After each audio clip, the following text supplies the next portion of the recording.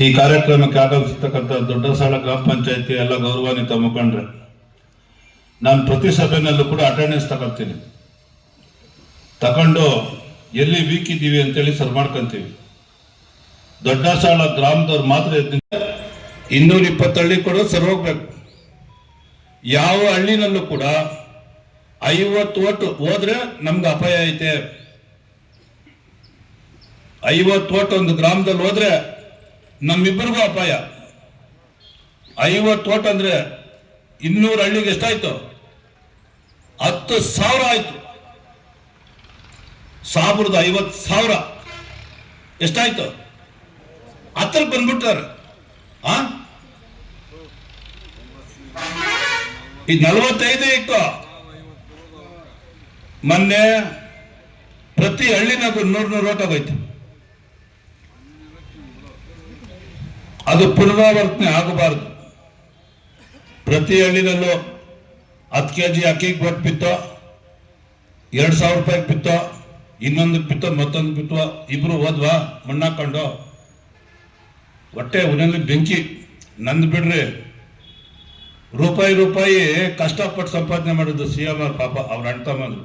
ರೂಪಾಯಿ ಬಾಯಿ ಬಡ್ಕೊಂಡು ಹರಾಜು ಹಾಕಿದ ದುಡ್ಡು. ಏನವರು ಲೇಔಟ್ ಹೊಡೆದು ಕೋಟಿಗಳು ಮಾಡವ್ರ, ಸೈಟ್ಗಳು ಮಾರವ್ರ, ರಿಯಲ್ ಎಸ್ಟೇಟ್ ಮಾಡ್ತಾನ? ಏನು 60 ಕೋಟಿ ಯಾರ ಮನೆ ದುಡ್ಡು?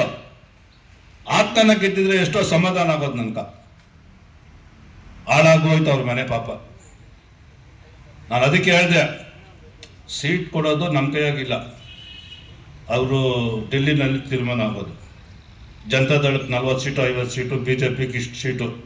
ಅದ್ರಾಗ ಯಾವ್ಯಾವ ಕ್ಷೇತ್ರ BJPಗೆ, ಯಾವ್ಯಾವ ಕ್ಷೇತ್ರ JDS, ನಮ್ಮಿಬ್ಬರ ಕೈಯಾಗಿಲ್ಲ. ಅದು ಹಣೆ ಬರ. ಕೋಲಾರಮ್ಮನ ಮೇಲೆ ಆಣೆ ಮಾಡಿ ಹೇಳಿದೆ, ಸೀಟ್ ಕೊಟ್ರೆ ನಾನು ಮಾಡ್ತೀನಿ ಅಂತ. ಗೊತ್ತಾ? ಕೇಳಿಸ್ಕೊಂಡ್ರ? ನಾನು ಹುಟ್ಟುಹಬ್ಬದ ದಿವಸ ಮನೆ ಹಾಳಾಗೋಯ್ತು ಪಾಪ. ಮೇಜರ್ ಆಗಿ ದೊಡ್ಡಸಾಳ, ಬಿಗ್ಲಿ ಹೊಸಳ್ಳಿ ಈ 2 ಗ್ರಾಮ ಪಂಚಾಯತಿಗಳು 80% ಒಕ್ಕಲಿಗರಿರ್ತಕ್ಕಂಥ ಪಂಚಾಯತಿ ಇದು. ಇನ್ನು 10 ಕಡೆ ಕೊಂಡರಾಜನಹಳ್ಳಿ ಶೆಡ್ಯೂಲ್ ಕ್ಯಾಸ್ಟ್ ಜಾಸ್ತಿ, ಮಾರ್ಜನಹಳ್ಳಿ ಶೆಡ್ಯೂಲ್ ಕ್ಯಾಸ್ಟ್ ಜಾಸ್ತಿ. 10 ಕಡೆ ತೊರದಹಳ್ಳಿ ಪಂಚಾಯತಿನಾಗ 4 ಊರು ಬರ್ತಾವೆ ನಮ್ಗೆ, ಅಲ್ಲಿ 50-50. ಈ 7 ಕಸ್ಬನಲ್ಲಿ ಜಾಸ್ತಿ ಮೇಜರ್ ಆಗಿ ಒಕ್ಕಲಿಗರಿರೋದು ದೊಡ್ಡಸಾಳ ಮತ್ತೆ ಬಿಗ್ಲಿ ಹೊಸಳ್ಳಿ ಗ್ರಾಮ ಪಂಚಾಯತಿ. ಇಲ್ಲಿ ನಾವು 7 ಗ್ರಾಮ ಪಂಚಾಯತಿ ಬಲ ಆಗ್ಬೇಕು. ಸೀಟು ಅವ್ರ ಹಣೆ ಬರ. ಅಸೆಂಬ್ಲಿಗೆ 20 ದಿವಸಕ್ಕೆ MLA ಆಗಿ ಹೋಗ್ಬೇಕು ಅಂತ ಕೊತ್ತೂರು ಅವನ ಹಣೆ ಬರದಾಗ ಬರ್ತಿತ್ತು, ಹೋಗ್ಬಿಟ್ಟ. ನಾಮಿನೇಷನ್ ಲಾಸ್ಟ್ ದಿವಸ ತಗೊಂಬಂದು ಹಾಕಿದ್ದು. ಬಾರ್ಡ್ರಾಗ ಬಸ್ಸುಗಳವೆ, ಕಾರುಗಳವೆ, ಬುಲೆಟ್ಗಳವೆ ಅಂತೇಳಿ ನಂಬಿಸ್ಬಿಟ್ಟು ಯುವಕರೆಲ್ಲ ಟರ್ನ್ ಆದ್ರು. ಹೆಂಗಸರು ಹೊಲ್ದಾಗ ಕುತ್ಕೊಂಡು ಈ ಸತಿ ಸಿದ್ದರಾಮಣ್ಣ 10 kg ಅಕ್ಕಿ ಕೊಡ್ತಾನಂತೆ ಪುಕ್ಷಾಟೆ ಅಂತೇಳಿ ಅವ್ರೋದ್ರು. ಲಾಸ್ಟ್ನಾಗ 3 ಗಂಟೆನಾಗ ಸಾಲ ಮಾಡಿ ಬಡ್ಡಿಗೆ ತಗೊಂಬಂದು 4 ಕೋಟಿ ರೂಪಾಯಿ ಸಾಬ್ರಿಗೆ ಕೊಟ್ಟ. 10 ಗಂಟೆ ಸಾಬ್ರು 10,000 ಓಟ್ ಬೋಗಸ್ ಹಾಕೊಂಡ್ರು. CM ಅವ್ರು ಲಾಸ್ಟ್ನಾಗ 4 ಕೋಟಿ ಕೊಟ್ಟನು. ಕಂಬ್ಳಿಗಳು CM ಅವ್ರ ಅಣ್ಣಾಕಿ ಜಯದ ಖುಷಿಯೋ ಖುಷಿ.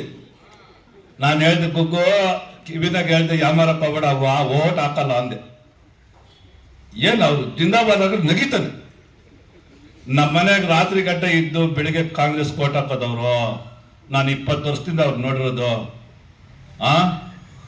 ಮನೆನೇ ಹಾಳು ಮಾಡ್ಕೊಂಡ್ಬಿಟ್ಟ ಸಾಬ್ರು ಕಾಸು ಕೊಟ್ಟಿ. CM ಅವ್ರ ದುಡ್ಡು ಕಾಂಗ್ರೆಸ್ ಓಟು. ಇಲ್ಲ ಬಿಡು, ಅವ್ರಿಗೂ ಬುದ್ಧಿ ಬಂದೈತಿ ಇವಾಗ. ಅದೇನೇ ಆಗ್ಲಿನಪ್ಪ, ತಾಲೂಕ್ ಪಂಚಾಯತಿ, ಜಿಲ್ಲಾ ಪಂಚಾಯತಿ, ಗ್ರಾಮ ಪಂಚಾಯತಿ ಇದರಲ್ಲಿ APMCಗಳು ಬರ್ತವೆ. ಇನ್ನ ನಾವು ಒಂದು ಸೀಟ್ ಕೂಡ ಅವ್ರು ಬಿಡಕ್ಕೆ ಹೋಗ್ಬಾರ್ದು. ಖುದ್ದು ನಾನು ಪ್ರಕಾಶ್ ಅಣ್ಣ, CM ಅವರು, ಬಣಕನಹಳ್ಳಿ ನಮ್ಮ ಲೀಡರ್ಗಳು ಬರ್ತೀವಿ. ದೊಡ್ಡಸಾಳದಲ್ಲಿ ಕುತ್ಕೊಂತೀವಿ.